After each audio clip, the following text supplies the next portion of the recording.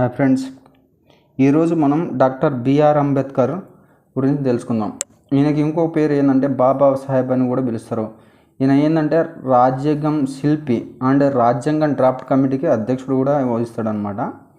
ఈయనకు ఎక్కువ శాతం ఎవరు ఏమని పిలుస్తారంటే రాజ్యాంగ శిల్పి అని అంటారు. అంటే రాజ్యాంగాన్ని చెక్కినవాడు అని కూడా అంటారు.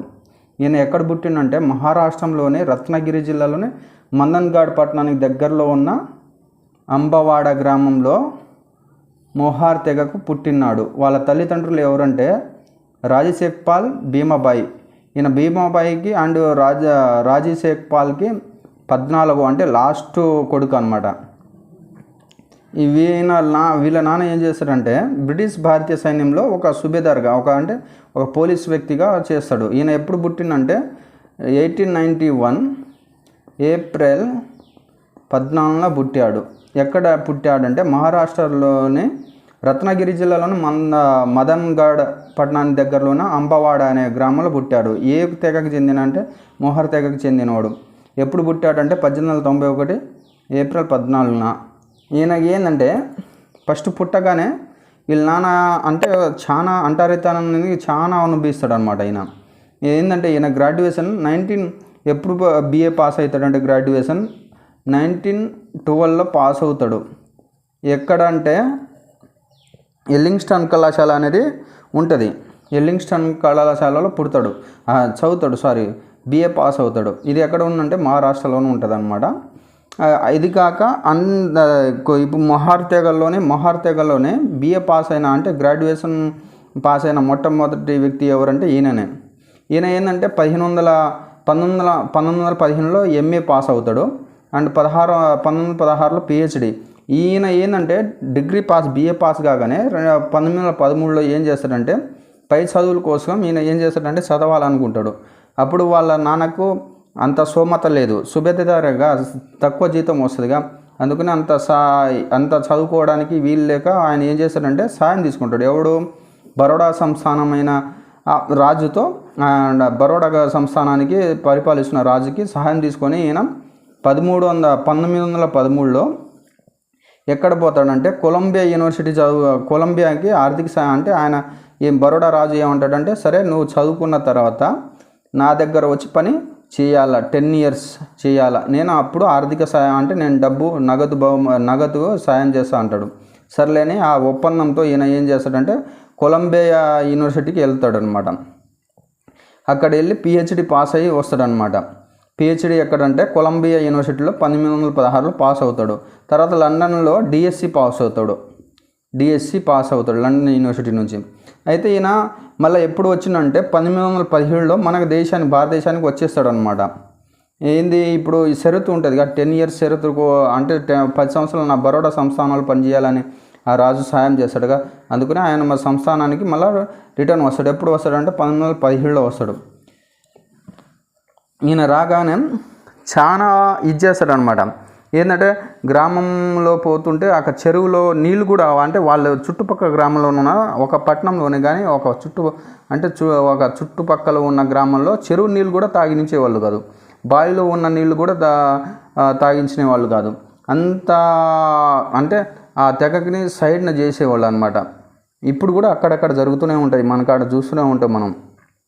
అలా చూస్తూ ఈయన చేసిండంటే ఆయన ఫస్ట్ మొట్టమొదటి రాగానే దళితుల కోసం ఆయన వాళ్ళ ఊరు పక్కన ఉన్న చెరువులో నీళ్ళు తాగడానికి ఉద్యమం చేస్తాడనమాట. వ్యతిరేక పోరాటం చేసేసి నీళ్ళని సాధిస్తాడు, అంటే నీళ్ళని తెచ్చుకుంటారు అనమాట. అయితే ఈయన 1927లో మహారాష్ట్ర, గుజరాత్లో కొన్ని వేలాది మంది దళిత మహాసభలో చేరుస్తాడు. ఆ సభ ఏంటంటే బృహస్కృత భారత్ అని ఉంటుందిగా, బృహస్కృత భారత్ అనే సంఘం బృహస్కృత భారత్ అని ఉంటుందిగా, అంటే బృహస్కృత సంఘం కూడా ఉంటుంది. భారతి అనేది పత్రిక అండ్ సంఘం అనేది కూడా ఉంటుంది. ఎప్పుడు స్థాపించబడుతుందంటే 1824లో స్థాపించబడుతుంది. పత్రిక అయితే 1927లో స్థాపించబడుతుంది.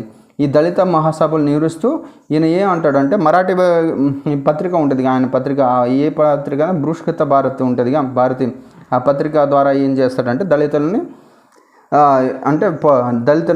చేస్తాడు అనమాట, ఉత్తేజపరుస్తూ ఉంటాడు అనమాట. అయితే ఈయనకి కొన్ని సంస్థలు స్థాపిస్తాడు. ఆయన ఏంటంటే సమాజ్ సంఘం అని 1927లో స్థాపిస్తాడు. ఆల్ ఇండియన్ ఎస్సీ ఫెడరేషన్ అని 1942లో స్థాపిస్తాడు. ఇంకొక సంఘం ఉంటుంది. ఏం సంస్థ అంటే అదే పీపుల్ ఎడ్యుకేషన్ సొసైటీ అని ఉంటుంది. పీపుల్ ఎడ్యుకేషన్ సొసైటీ అని ఉంటుంది. నేను ఇక్కడ రాయలేదు కానీ ఎప్పుడు ఏంటంటే ఆయన ఇది లాస్ట్ అనమాట, చచ్చిపోయే మూమెంట్లో స్థాపిస్తాడు. ఎప్పుడు 1945లో స్థాపిస్తాడు. 1942లో ఏమైందంటే ఆల్ ఇండియన్ ఎస్సీ ప్రొటెక్షన్ సంస్థలు అనమాట. ఈయన సంస్థలు ఏంటంటే మొత్తం ఇంపార్టెంట్ 4 సంస్థలు ఉంటాయి. ఏంటంటే ఒకటి 1924 బృహత్ భారత్ అని ఒకటి ఉంటుంది. హితకర్ణి సభ అని కూడా ఉంటుంది. ఇంకోటి సమాజ్ సంఘం అనేది ఒకటి ఉంటుంది. ఆల్ ఇండియన్ ఎస్సీ ప్రొటెక్షన్ అనేది ఒకటి ఉంటుంది. ఇంకోటి పీపుల్ ఎడ్యుకేషన్ సొసైటీ అని ఉంటుంది. ఈ పీపుల్ ఎడ్యుకేషన్ సొసైటీ ఎప్పుడు అంటే 1945లో. ఇంకోటి ఈయన స్థాపించింది తర్వాత ఏం చేయాలంటే స్వతంత్ర భారతం ఈయన తొలి న్యాయశాఖ మంత్రి చేస్తాడు. ఇంకోటి ఏంటంటే న్యాయపట్ట కూడా పొందుతాడు. స్వతంత్ర భారతదేశంలో తొలి న్యాయమంత్రి అంటే న్యాయశాఖ మంత్రి ఈయనకే ఇస్తారు. ఇంకోటి ఈయన ఏంటంటే న్యాయశాఖ మంత్రిగా ఉన్నప్పుడు హిందూ కోడ్ అనే బిల్లు చేస్తాడు. ఇక్కడ ఇప్పుడు తొలి భారతదేశం మన స్వతంత్రంగానే 1947లో ఫస్ట్ మంత్రివర్గంలో ఈయన న్యాయశాఖ మంత్రి ఉన్నప్పుడు హిందూ కోడ్ అనే బిల్లును తీసుకొస్తాడనమాట. ఈయన వల్ల హిందూ కోడ్ వచ్చింది. ఈయన కొన్ని గ్రంథాలు చూద్దాం, చాలా గ్రంథాలు ఉన్నాయి కానీ నేను వీడియోలో లాస్ట్లో కొన్ని రాసి పెడతాను మీకు. దాంట్లో కొన్ని ఇంపార్టెంట్ గ్రంథాలు మనం చదువుకుందాం. The problem of the rupee అంటారు. ఏంటంటే the problem of rupee and original and it solution అని కూడా దాంట్లో ఇస్తాడు. అంటే మన రూపాయి విలువ గురించి తెలుపుతాడు అన్నమాట దీంట్లో. ఇంకోటి ఏంటంటే the Buddha and Karl Marx అని ఒకటి ఉంటుంది. ఇంకోటి ది బుద్ధ అండ్ హీజ్ ధర్మం అని కూడా ఉంటుంది. ఇంకోటి ఏంటంటే వెరీ వెరీ ఇంపార్టెంట్, ప్రతి ఎగ్జామ్లో మనకి ఇక్కడ నుంచి పడుతుంది. ద అన్టచబుల్డ్ అనే ఒక బుక్ ఉంటుంది, అంటే గ్రంథం, ఒక బుక్ అనమాట. అయింది చాలా ఇంపార్టెంట్ బుక్ ఇది. ఇంకోటి ఏంటంటే గాంధీ అండ్ గాంధీజం కూడా ఒక బుక్ రాస్తాడు. ఇంకా హూ ఆర్ అన్టచబుల్ అని కూడా ఉంటుంది ఇంకో బుక్. ఇంకొన్ని పుస్తకాలు ఉంటాయి, ఆయన గ్రంథాలు ఉంటాయి, కొన్ని పుస్తకాలు అండ్ గ్రంథాలు ఉంటాయి. నేను తర్వాత వీడియో లాస్ట్కు రాసి పెడతా వీడియోలో, అది చదువుకోండి మీరు. కాకపోతే మనకి ఇంపార్టెంట్ ఏది ఉందంటే ద అన్టచబుల్ ఒకటి ఉంది అండ్ హూ ఆర్ అన్టచబుల్ ఒకటి ఉంది. ఈ ప్రాబ్లమ్ ఆఫ్ ద రూపీ ఇది ఒకటి, ఈ మాత్రం చాలా ఇంపార్టెంట్ అన్నమాట.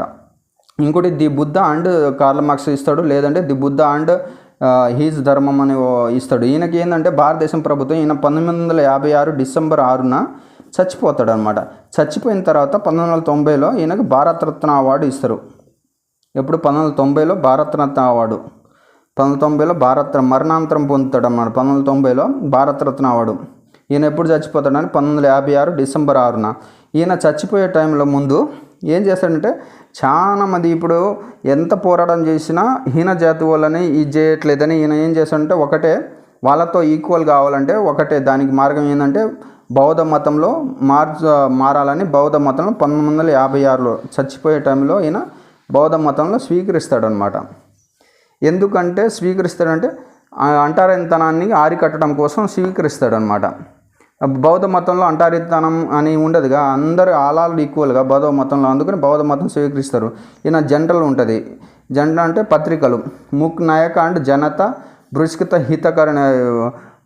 బృహిత్కరణ ఒకటి ఉంటుంది కదా, బృహత్కరణ భారతి ఒకటి ఉంది. పార్టీలు ఏంటంటే ఈ 2 పార్టీలు ఉంటాయి. ఇండిపెండెంట్ లేబర్ పార్టీ ఒకటి 1936లో ఉంటుంది, ఇంకోటి రిపబ్లిక్ పార్టీ 1956. ఈ 2 పార్టీలు ఉంటాయి. ఏం పార్టీలు అంటే ఇండిపెండెంట్ లేబర్ పార్టీ ఒకటి 1936, రిపబ్లిక్ పార్టీ ఒకటి 1956లో స్థాపిస్తారు. 1956 రిపబ్లిక్ పార్టీ అయింది.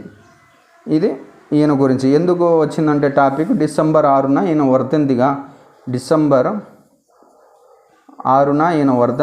వర్ధంతి తరపున గుర్తు చేసుకోవడం క్లాస్.